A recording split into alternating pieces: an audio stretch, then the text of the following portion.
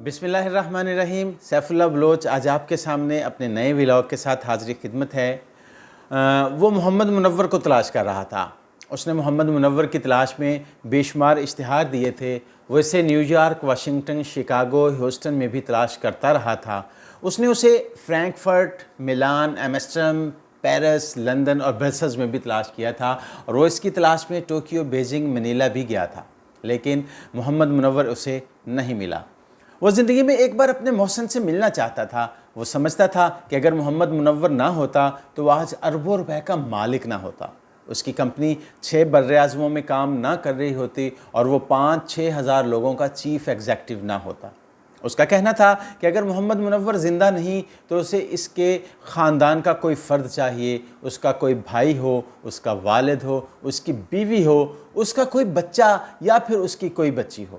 منور کے لواحقین میں سے کوئی نہ کوئی شخص تو دنیا میں موجود ہوگا۔ وہ بس اس شخص سے ملنا چاہتا تھا، اس کو اس کا حصہ دینا چاہتا تھا، اس کی مدد کرنا چاہتا تھا تاکہ اس کی روح کو قرار آ جائے، وہ مطمئن ہو جائے۔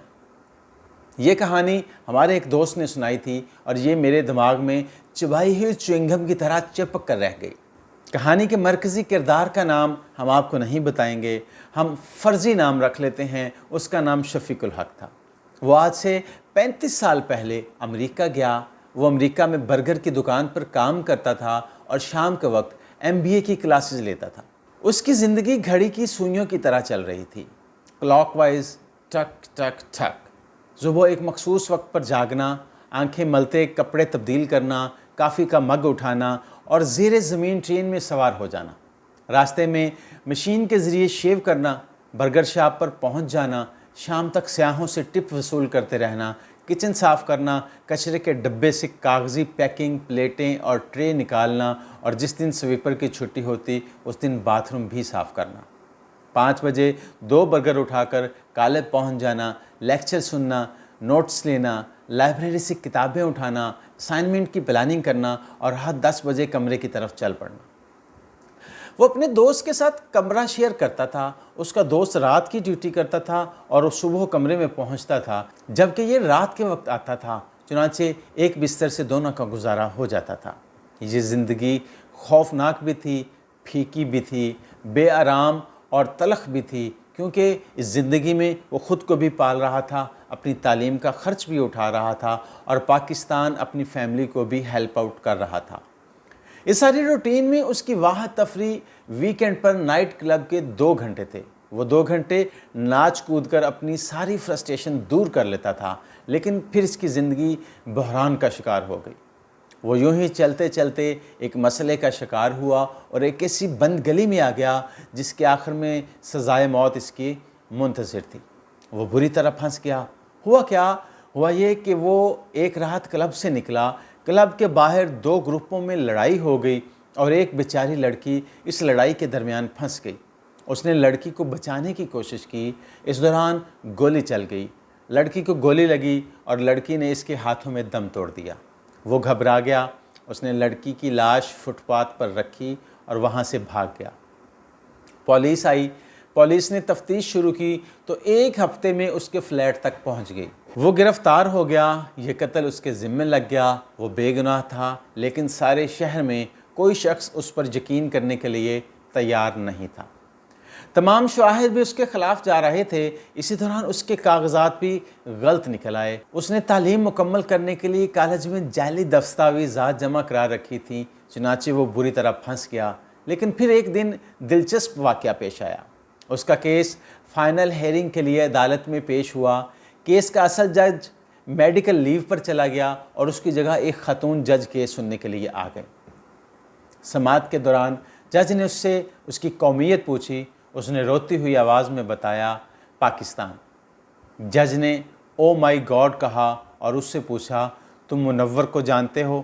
اس نے انکار میں سر ہلا دیا۔ جج نے کندھے اچکائے اور سماعت شروع کرا دی، لیکن اس بار عدالت کا رویہ بالکل مختلف تھا۔ جج نے وکلا سے چند ایسے سوال پوچھے جس کا اس کو براہ راست فائدہ پہنچ رہا تھا۔ قصہ مختصر، اسی سماعت کے دوران جج نے نہ صرف اسے باعزت بری کر دیا بلکہ پولیس کو اسے $1,00,000 ہرجانہ دینے کا حکم بھی دے دیا۔ وہ رہا ہو گیا۔ شفیق الحق رہائی کے چند دن بعد شکریہ ادا کرنے کے لیے جج کے گھر چلا گیا، لیکن جج کا کہنا تھا تمہیں میری بجائے محمد منور کا شکریہ ادا کرنا چاہیے۔ اس نے حیران ہو کر پوچھا یہ محمد منور کون ہے؟ جج نے مسکرا کر اسے جواب دیا محمد منور پاکستانی تھا، نیو یارک شہر میں ٹیکسی چلاتا تھا اور میں نے اس فیصلے کے ذریعے محمد منور کا قرض ادا کرنے کی کوشش کی ہے۔ جج نے بتایا اس کے والد میکسیکو کے رہنے والے تھے، وہ کینسر کے مریض تھے۔ اس نے والد کے علاج کے لیے اپنا فلیٹ بیچا، $70,000 لیے۔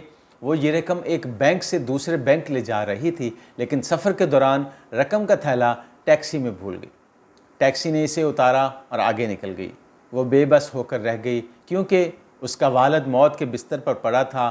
وہ واحد اثاثہ بیچ چکی تھی اور رقم گم ہو گئی تھی۔ اس نے ٹیکسی ڈرائیور کو تلاش کرنے کی کوشش کی، لیکن وہ نہ ملا۔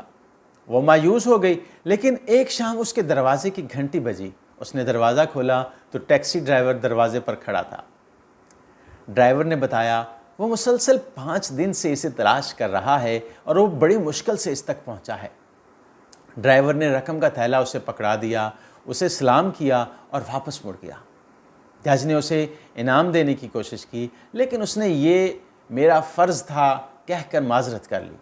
جج نے جاتے جاتے اس کا نام پوچھا تو اس نے بتایا اس کا نام محمد منور ہے اور وہ پاکستانی ہے۔ اس کے بعد نئی کہانی شروع ہو جاتی ہے۔ جج اپنے والد کو رقم بھجوانے کے لیے بینک گئی تو اس کے والد کا انتقال ہو چکا تھا۔ والد کے انتقال کے بعد اس نے اس رقم سے قانون کی اعلیٰ تعلیم حاصل کی، جوڈیشری کا امتحان دیا، پاس کیا اور جج بن گئی۔ آج وہ پاکستان کے تمام لوگوں کو محمد منور سمجھتی ہے اور اس کی عدالت میں جس پاکستان کا بھی کیس آتا ہے وہ محمد منور کا قرض اتارنے کی کوشش کرتی ہے۔ جج نے بتایا کہ اس نے محمد منور کو تلاش کرنے کی بے تحاشا کوشش کی، لیکن وہ نہ ملا۔ جج کا کہنا تھا محمد منور کو اب تم تلاش کرو اور اپنی اور میری طرف سے اس کا شکریہ ادا کرو۔ شفیق الحق کی زندگی تبدیل ہو گئی۔ اس نے پولیس سے $1,00,000 وصول کیے، ایک چھوٹی سی ٹریڈنگ کمپنی بنائی، یہ کمپنی چل نکلی اور وہ آہستہ آہستہ کروڑ پتی بن گیا۔ اس کی کمپنی ملٹی نیشنل کمپنیوں کے لیے جاپان، چین اور منیلا سے خام مال خریدتی ہے اور بعد ازاں تیار مصنوعات مڈل ایسٹ اور یورپ بھجواتی ہے۔ وہ اس سارے عرصے کے دوران محمد منور کو تلاش کرتا رہا۔ اس نے نیو یارک، واشنگٹن، شکاگو اور لاس اینجلس کے ہر ٹیکسی ڈرائیور سے منور کا پتہ پوچھا، لیکن وہ اسے نہ ملا۔ وہ محمد منور کو تلاش کرتا رہا، تلاش کرتا رہا، تلاش کرتا رہا۔ اس لیے تلاش کرتا رہا کہ شفیق الحق نے اپنے ہر کاروبار میں محمد منور کا 10% شیئر رکھا ہوا تھا اور وہ جلد سے جلد اس کو اس کا حق پہنچانا چاہتا تھا۔ چنانچہ وہ اسے تلاش کرتا رہا، تلاش کرتا رہا۔ ہمارے لیے یہ ایک حیران کن کہانی تھی۔ یوں محسوس ہوتا تھا جیسے ہم کوئی فلم دیکھ رہے ہوں اور فلم کے سین اور سچویشن تیزی سے بدل رہے ہیں۔ آپ جاننا چاہیں گے کہ کیا پھر اسے محمد منور ملا؟ ہاں، لیکن نیو یارک کے ایک ہسپتال میں آخری سانسیں لیتا ہوا۔ آپ حیرت سے میری طرف دیکھ رہے ہوں گے، لیکن شفیق کو ایک پاکستانی ٹیکسی ڈرائیور نے محمد منور کا ایڈریس تلاش کر دیا۔ وہ منور کی تلاش میں نکلا تو پتہ چلا وہ نیو یارک کے ایک چھوٹے سے ہسپتال میں شدید زخمی حالت میں پڑا ہے۔ شفیق ہسپتال پہنچا، محمد منور سے ملا، اس سے جج کی کہانی کی تصدیق کروائی۔ محمد منور ابھی اس کے سوال کا جواب دے رہا تھا کہ اس کی روح قفس انصری سے پرواز کر گئی۔ یہاں پر ہمیں ایک جھٹکا لگا اور ہم نے اپنے دوست سے پوچھا کہ محمد منور کو کیا ہوا تھا۔ ہمارے دوست نے لمبی آہ بھری، کہنے لگا محمد منور نے اپنی ٹیکسی میں سوار ایک شخص سے $500 لوٹنے کی کوشش کی تھی۔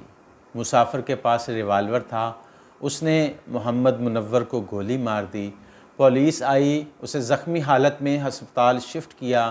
محمد منور نے اپنا جرم تسلیم کر لیا اور 3 دن کی کشمکش کے بعد انتقال کر گیا۔ اجازت دیجیے اس ولاگ کے ساتھ اپنے ذہنوں میں اس بات کو گھمائیں کہ ہمیں کبھی کبھی کیسے حالات کا سامنا کرنا پڑتا ہے۔ اللہ حافظ۔